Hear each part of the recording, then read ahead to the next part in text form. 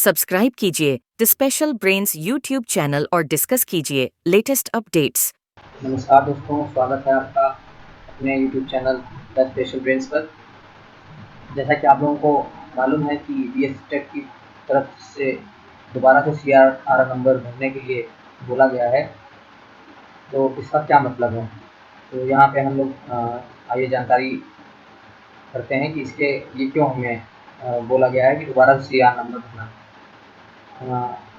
क्योंकि एक RTI लगाई गई थी जिसमें ये जवाब मांगा गया था बोर्ड से कि बहुत सारे सामान्य DLED और BEd वालों ने CRR नंबर में कुछ भी भरकर, सर्टिफिकेट नंबर भरकर उन्होंने फॉर्म भर दिया था और एग्ज़ाम दिए थे।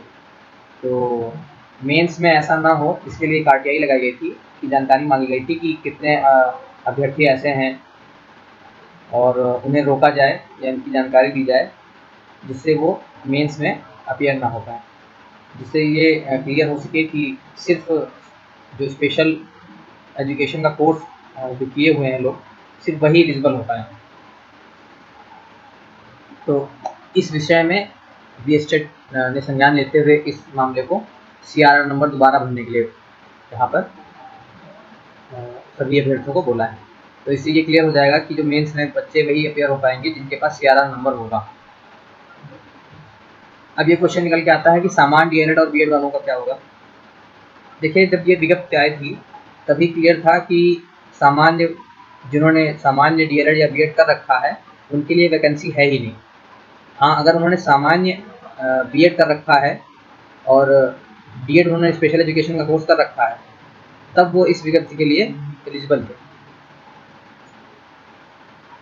तो क्या अब यहाँ पर सामान्य और जो BEd और DLED कर रखे हैं उनका कोई भी महत्व रह जाएगा जिन्होंने पेपर दिया है और वो क्वालिफाई भी कर रहे हैं। देखिए, विज्ञप्ति में था कि स्पेशल की वैकेंसी है, तो यहाँ पर DLED जो सामान्य या BEd सामान्य जो जिन्होंने कर रखा है उनके लिए ये विज्ञप्ति थी ही नहीं, मगर उन्होंने शायद जानकारी ना होने के अभाव में फॉर्म भर दिया था, जिसके कारण से अब ये क्लियर हो जाएगा कि CRR नंबर उनके पास है नहीं। CRR नंबर सिर्फ RCI ही इशू करता है।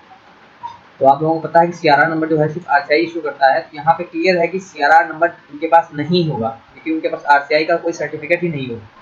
तो इसलिए वो सामान्य जो DLED और BEd कर रखे हैं लोग और उन्होंने फॉर्म भरा था, तो वो अब इस विज्ञप्ति के लिए एलिजिबल नहीं रह जाएंगे। दोबारा से जब वो भरेंगे तो एक तरीके से उनके पास CRR नंबर नहीं रहेगा। अच्छा, कुछ लोगों का क्वेश्चन ये भी आ रहा था कि क्या अब जो मेरिट बनेगी वो हमारा जो पहला पेपर हुआ उसी के आधार पर बन जाएगी। देखिए, अभी विभाग की तरफ से ऐसी कोई जानकारी नहीं दी गई है। अभी मेंस पेपर होने के पूरे आसार हैं और होगा भी, क्योंकि जब BS टेट का नोटिफिकेशन आया था उसमें ही लिखा था कि ये एलिजिबिलिटी टेस्ट है और एक पेपर मेंस का होगा। तो अगर आप अपनी तैयारी पूरी रखिए, जिसके आधार पे एक मेरिट बनेगी, मेंस के आधार पे एक मेरिट बनाई जाएगी। तो आप अगर ऐसा कुछ होता है कि सिर्फ जो अभी पेपर हुआ है एलिजिबिलिटी का, इसके आधार पे मेरिट बनेगी, तो वो पेपर तो आपने दे ही दिया है, तो उसको लेके आप आगे सोचने की ज़रूरत नहीं है। अब आपको मेंस जो पेपर होना है उसके बारे में सोचने की ज़रूरत है। तो यहाँ पे ये जानकारी कुछ थी जो मैंने आपके साथ शेयर की है।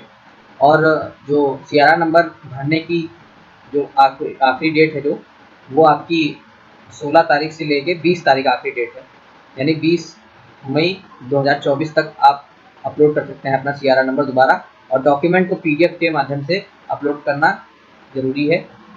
उस PDF की जो साइज़ होनी चाहिए वो 1 MB से कम होनी चाहिए, तो आप उसको कन्वर्ट करके 1 MB से कम बनाकर आप अपलोड कर सकते हैं।